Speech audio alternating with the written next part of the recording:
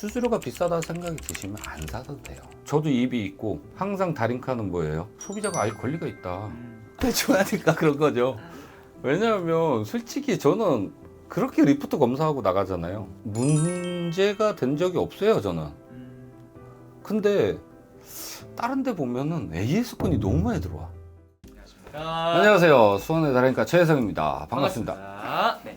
사장님, 오늘 저희가 다룰 주제는 저희가 이전에 한 달 전쯤에 다룬 영상이 굉장히 또 이슈가 됐습니다. 그래서 네.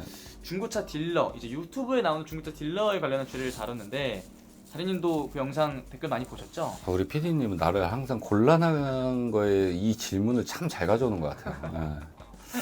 일단 가보죠 뭐. 네, 좋습니다. 그래서 많은 분들이 댓글로 많이 공감을 해주신 부분이 어떤 부분이냐면은 네. 실제로 유튜브를 보고 네. 이제 차량을 구매하러 갔는데 네. 그 유튜브에 나오는 분은 얼굴을 보지도 못했다. 다른 분이 와서 계약을 했다. 근데 그런 경우가 실제로 진짜 많은가 보더군요. 네, 아무래도 그러겠죠. 네. 근데 저는 다리님을 촬영을 하면서 네. 다리님 같은 경우는 직접 다 대면을 하시고 판매를 하실 때도 끝까지 같이 이렇게 하시잖아요. 저는 뭐 구독자가 많지 않아서 항상 제가 나갈 수 있는 거죠. 구독자가 많으면 저도 약간 좀 뭐 빠질 수도 있겠죠. 근데 저는 좀 웬만하면은 그래도 제가 바쁘더라도 저를 보고 오신 거니까 최대한 얼굴을 비추려고 노력을 하는 것 뿐이에요. 그 유튜브에 나오시는 이제 유튜버 딜러 분들 중에서도 네. 본인 상사에 있는 차량을 판매하는 게 아니라 알선을 통해서 판매하는 경우도 굉장히 많다고 들었는데 맞는 건가요? 네, 맞아요. 그러니까는 뭐 유튜버 하시는 분들이나 여기서 판매 딜러를 하시는 분들은 소비자가 원하는 차종을 다 갖고 있을 수는 없어요. 유튜버 하시는 분들은 뭐 예를 들어서 차를 알선만 하시는 분들도 계시고, 그 다음에 매입을 해서 판매를 하시는 딜러분들도 계시고, 여기에 수원에 있는 차만 골라서 도와드리는 딜러도 있고, 너무 많아서 뭐 소비자가 예를 들어서 제가 안 갖고 있어요. 근데 수원에 있어요. 그럼 그걸로 해드릴 수가 있는 거죠. 근데 이제 또 댓글이 많이 들렸던 게 네. 이제 난 중고차 유튜브를 보고 봤는데 네. 알선을 해주는데 수수료를 되게 많이 받았다 네. 말씀하시는 분들이 많더라고요. 그래서 이 알선을 한다고 하더라도 알선 수수료는 딜러마다 다른 건지 그건 딜러가 원하는 대로 받을 수 있는 건지 그것이 궁금합니다. 수수료에 대해서는 솔직히 뭐 다 틀린 거는 맞아요. 근데 그게 다 어떻게 받는지는 저도 정확히는 모르겠어요. 왜냐하면 그거는 그쪽 일하시는 분들의 상황에 이렇게 맞게 가는 거니까 뭐 저는 그 부분에 대해서는 정확하게 뭐라고 말씀을 못 드리겠어요. 대신에 수수료 틀린 거는 맞아요. 현재. 네. 수수료가 그 차이가 큰 경우도 있나요? 네, 있어요. 뭐 차를 얼마짜리를 파느냐에 따라 또 틀려지고 업체마다 다 틀리게 받고 또 AS 부분에서 대해서도 또 다 틀리고 그렇기 때문에 그래서 금액에서 좀 차이가 많이 나는 경우도 있다라고 저는 알고 있어요. 그러면은 네. 이 수수료가 터무니없이 높은 경우 아니면 이게 높은지 안 높은지 어떻게 판단하는 방법이 있나요? 근데 그거는 판단을 솔직히 소비자는 할 수가 없을 거예요. 왜냐면은 어디 딜러를 찾아가든 그 부분에 대해서는 그분을 보고 가는 거기 때문에 그분이 원하는 뭐 수수료가 있으면 그거에 믿고 가신 거잖아요. 네.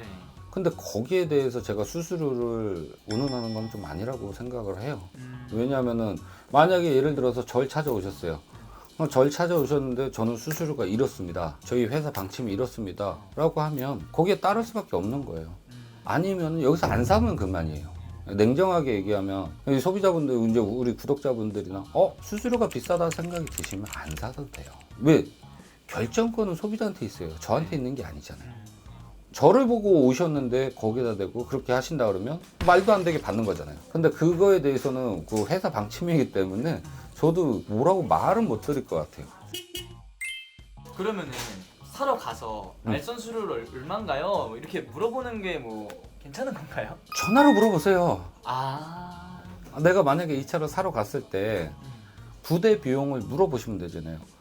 차량 뭐 금액이 얼마가 들어가는지, 뭐 예를 들어서 K5를 사는데 대략 저는 이 정도 금액대를 생각하고 있습니다.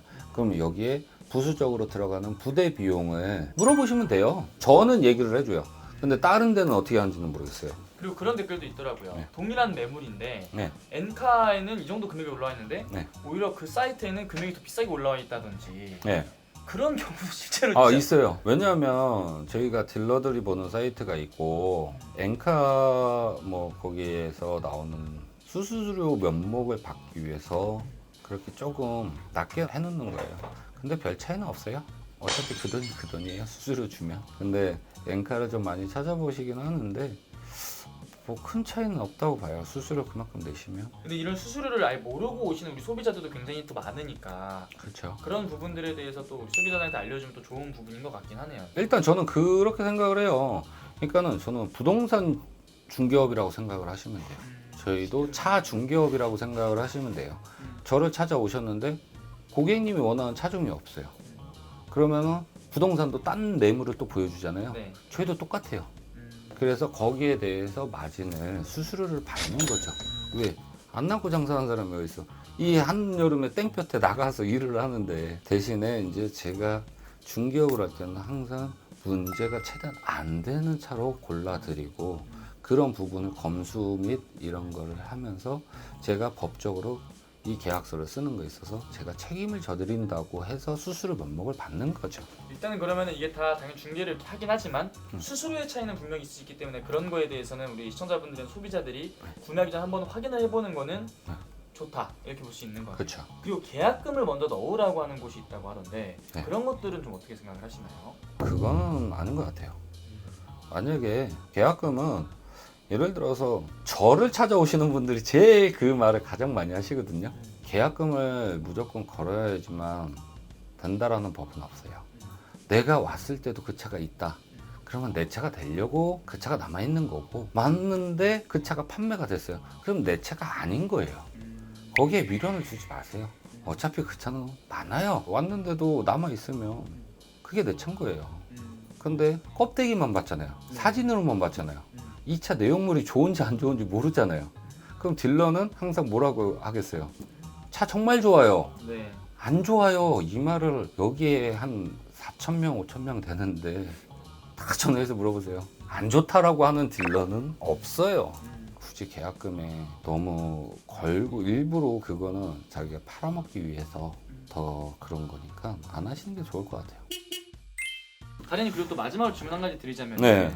AS가 들어온다고 하는데 네. 근데 보통 차량을 저희가 뭐 판매하기 전에 네. 리프트를 한번 띄워서 검사를 한 다음에 판매를 하잖아요. 그렇죠. 근데 왜 또 AS가 뭐 들어온다든지 그런 건 왜 생기는 건가요? 대충 하는 거죠. 대충 하니까 그런 거죠. 왜냐하면 솔직히 저는 그렇게 리프트 검사하고 나가잖아요. 문제가 된 적이 없어요, 저는.